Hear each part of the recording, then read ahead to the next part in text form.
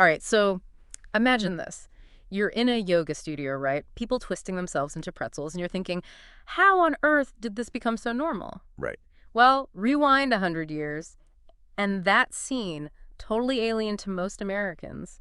But there's this guy, they call him the Great Oom, and he's kind of the reason yoga and even some more, let's just say, interesting practices made their way from east to west. Fascinating, right. Totally. So this Great Oom character, his real name, or at least one of them, was Pierre Arnold Bernard. Okay.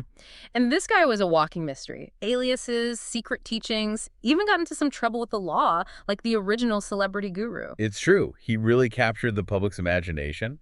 And for someone who brought these ancient practices to the modern world, he was surprisingly media savvy. Yeah, knew how to make headlines. He did. But before we get into all that, where did this Great Oom even come from? His early life? It's like a tall tale. It really is. The sources, they paint a very, well, a conflicting picture, to say the least. Some say he was a barber's son, just a normal guy from Iowa. Others claim he traveled the world searching for, like, esoteric knowledge. See, that's what I mean. It's impossible to pin down. But one thing that seems pretty consistent is this training he supposedly had in India under a guy named Silvis Hamadi. Right, Hamadi, another mysterious figure. Totally. And the stories about him about this training, they're wild. We're talking about superhuman abilities, ancient techniques, the works. Like there are stories about Bernard withstanding piercings while in a trance, supposedly thanks to this training. Okay, so either that's some serious mind over matter stuff or this guy was a master illusionist. Maybe a bit of both. Right. Either way, talk about a way to grab attention. Oh, he knew how to grab attention. Right. In 1898, he ends up on the front page of the New York Times. No way. Using one of his aliases, of course. Of course. Okay, so what lands him on the front page? Hypnotism. Wait, hypnotism. Hypnotism. So we went from Iowa barber's son to Indian yogi to stage hypnotist. It does seem like a leap, but remember, this is the turn of the 20th century. Mm-hmm. People were fascinated by the mysteries of the mind, the occult, all that. Seances, spiritualism, Right. secret societies, exploring the unseen world. Bernard tapped into that. But instead of, dusty old books and Ouija boards, he brought this air of Eastern mysticism. It's very compelling. Right. So he's offering a glimpse into this world that most Americans couldn't even imagine. Hidden powers, ancient wisdom. Control over the mind and body. Exactly. And this all kind of culminates in his founding of the Bacchante Academy. Yes. Bacchante Academy. Sounds a little more exciting than night school. Just a little. So what was he teaching there? Officially, it was hypnotism, personal development, that sort of thing. Okay. But, there were whispers, rumors Oh, I bet. about what went on behind closed doors. Okay, so personal development with a little side of scandal. Sounds about right. Right. Classic Great Oom. But this is where things get even more interesting, because Bernard eventually shifts his focus from hypnotism to something even more mysterious, at least for the time, tantra. This is where we have to be careful, because that word tantra, it gets thrown around a lot these days. Yeah. Often not really understanding what it means. Totally. Like when your friend from yoga tells you about a tantric cooking class. It's exactly. And you're like, I'm pretty sure there wasn't much actual cooking going on. Right. But in Bernard's time, even the word tantra was practically unheard of. It was this mysterious, even dangerous Eastern practice, and Bernard was one of the first to bring it to America. And how did that go over? Because, from what I've read, his version of Tantra, it wasn't exactly the meditation and chanting you find in most yoga studios today. You're picking up what I'm putting down. Yeah. Bernard's teachings, they were very much intertwined with sexuality in a way that, well, it challenged the norms of the time. He talked about harnessing sexual energy for spiritual growth. Right. But it was often framed in a way that, let's just say, raised a few eyebrows. To put it mildly. To put it mildly. And it wasn't just talk either. He founds this Tantric Order of America.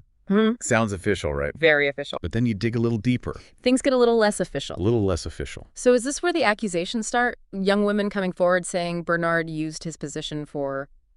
Sadly, yes. Bernard's charisma, his teachings, they attracted a following.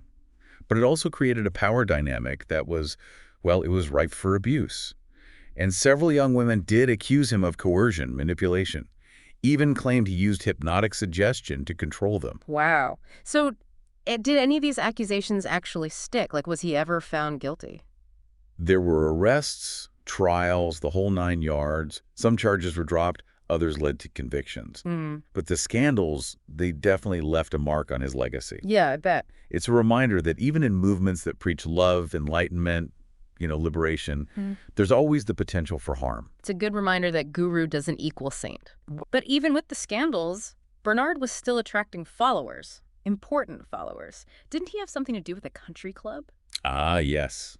The Clarkstown Country Club. Right. It became a haven for New York's elite, artists, musicians, intellectuals, drawn to Bernard's teachings. And let's be honest, the air of exclusivity.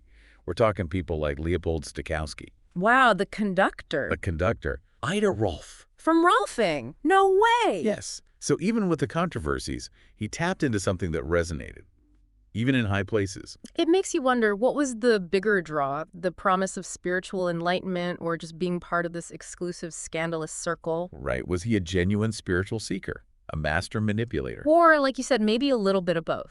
Maybe a little bit of both. It's that thing, never meet your heroes kind of thing. But in Bernard's case, it's more like never assume your yoga teachers who you think they are. Exactly. And that gets to the heart of his legacy, doesn't it? Mm. On one hand, he brings yoga, tantra, to the Huh. West, paves the way for, like, the whole wellness thing we have going on today. Right. But on the other hand, controversy, his personal life, complicated, to say the least. Yeah. So how do we reconcile that? How do we look at these practices, especially Tantra, knowing his version of it? Well, you have to remember, Bernard, he didn't shy away from the sexual aspects of Tantra at all. Right. He saw it as a path to spiritual growth, but a path that involved, embracing sensuality, breaking free from societal norms. Which back then was pretty radical. Totally. We're talking about a time when you just didn't talk about sexuality openly. Bernard challenged that head on. And it's a big but. It is. Those accusations against him, that's the line, right? That's where pushing boundaries maybe becomes something else. Unfortunately, yes. It's a reminder that even in these movements, self-discovery, spiritual growth, there's always the potential for abuse of power. Always. So what about Blanche de Vries, his wife? She kept teaching yoga even after everything came out. She did. Fascinating story, really. Mhm. Here you have this woman connected to all this controversy, but she takes yoga, makes it her own, becomes respected, even helps legitimize the practice. It's like she embodies the evolution of yoga itself, from this scandalous beginning to, yoga studios on every corner. Right. And it shows you the power of these practices. They endure. Yeah. Through the scandals, the misunderstandings, yoga, tantra, they found their place in the West. So what's the takeaway for the average person? Should we be thinking about the great Oom every time we do downward dog? I wouldn't say judging, but awareness is key, right? Yeah. His story reminds us to be careful with any teaching, really, especially the ones that promise enlightenment transformation. Don't just take someone's word for it because they seem charismatic or have a fancy title. Exactly. Ask questions, do your research. Trust your gut.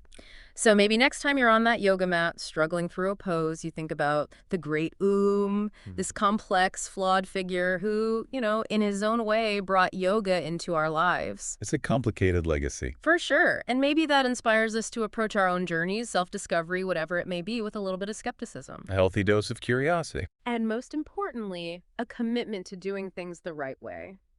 Until next time, happy deep diving, everyone.